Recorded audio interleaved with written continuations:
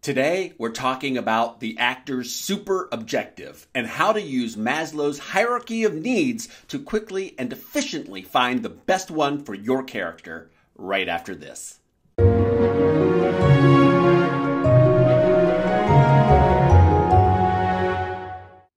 Hi, the Inspired Actor here.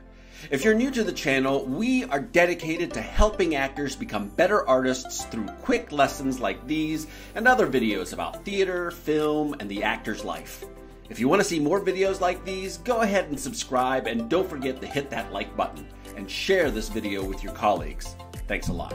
So, last time I spoke about the actor's objective and what makes one actable. Finding the objective is a vital part of the actor's homework. An objective is what we are fighting for in each scene. It drives our character, and the right one makes our acting come to life on stage and in film. A strong objective sparks our creative imagination, giving us the greatest possible emotional commitment and dramatic inspiration through each beat, scene, or unit of the play or film. It's important, however, that we not confuse an objective for a tactic. An objective is the goal, but the tactic is how we achieve that goal. For example, let's say my objective is to get her to go out with me. Great!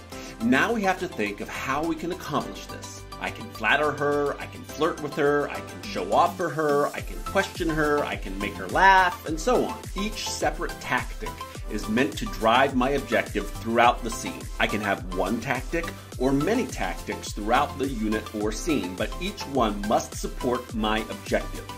If it doesn't, then check to see if your objective has changed. If it has, then you know you have moved on to a different unit of the play or film.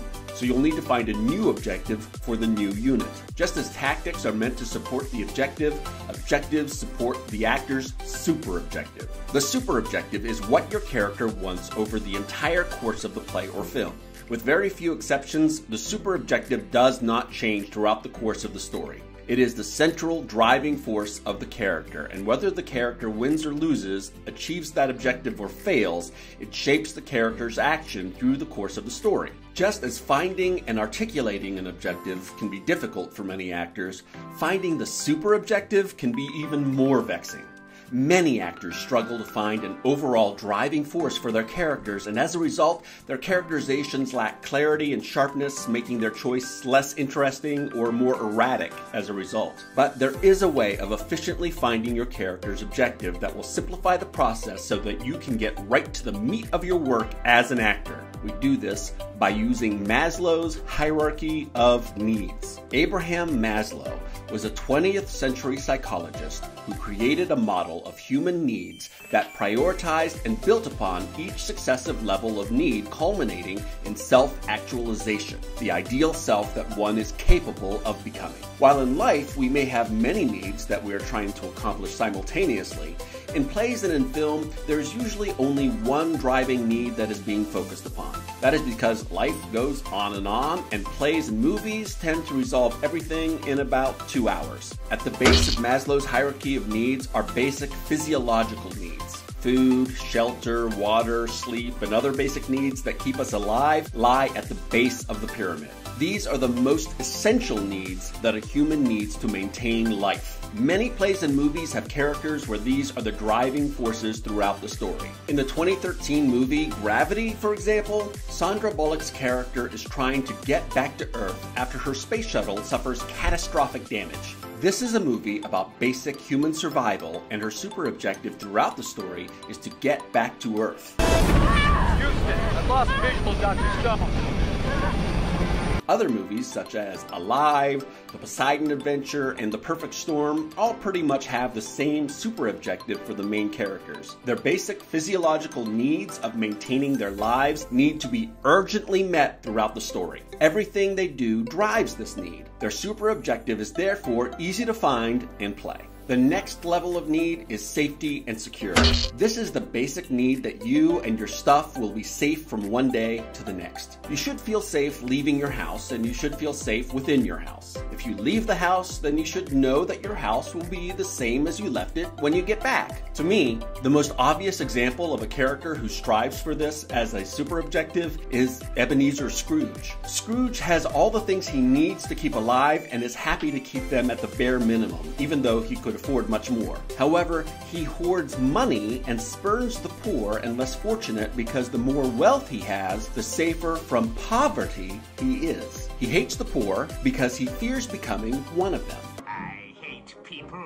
To him, money equals safety and security. He doesn't want or need anything his money can buy, a nicer home, stylish clothes, the trappings of wealth. All he wants is the money itself, cold, hard cash, so that he can feel safe. I love to dive around in it like a porpoise.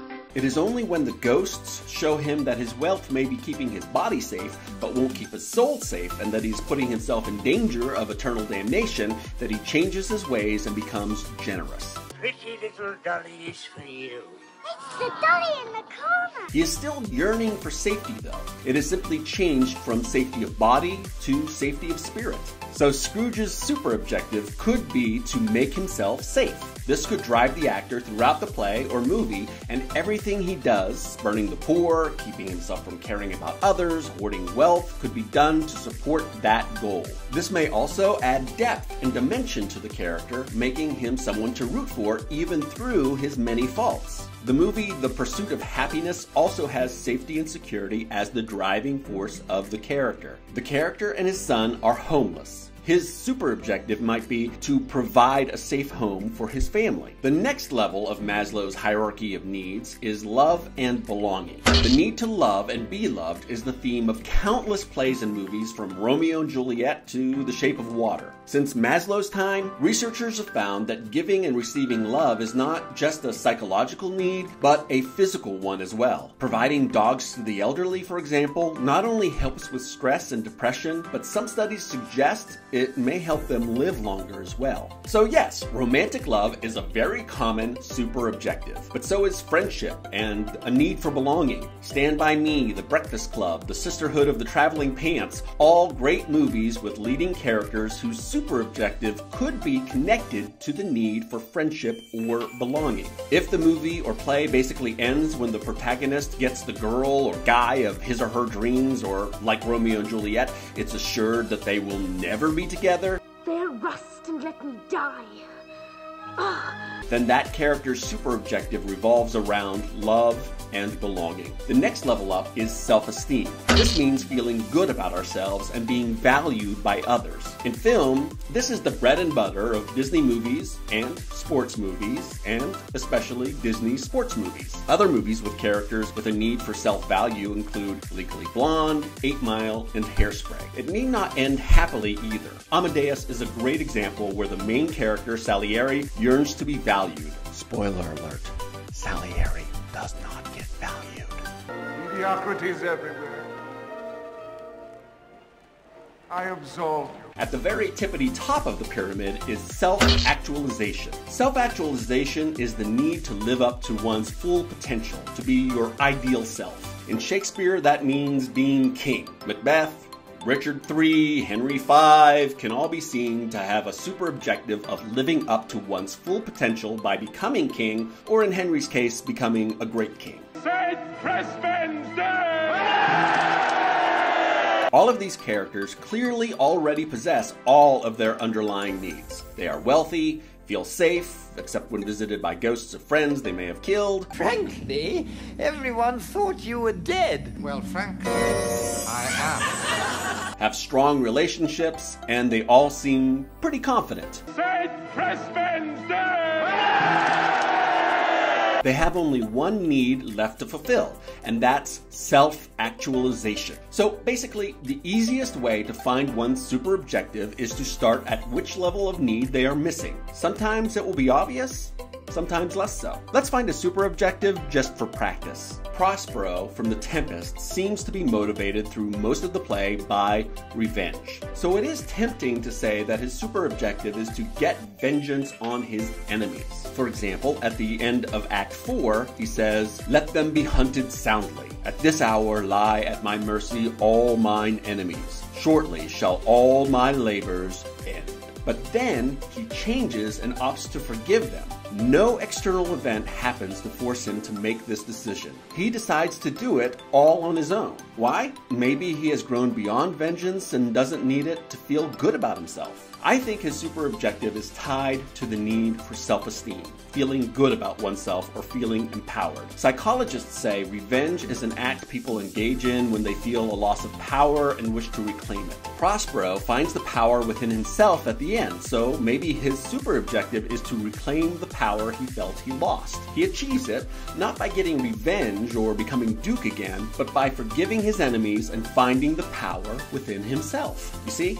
By attaching the super objective to human need, it increases the likelihood that it will be stronger, more compelling, and more emotional. Most of all, it fleshes out your character and produces a deeper, more authentic performance. That being said, there is no one right answer to any of this, and your Prospero may be very different from mine. That's what makes acting fun after all. So if your super objective is different, I say, awesome. Just make sure that it is strong, simple, and attached to the character's most pressing need. I want to leave you with this. Studying your character, articulating and writing down your tactics, objectives, and super objectives is a vital and important part of the actor's homework. But that's just what it is.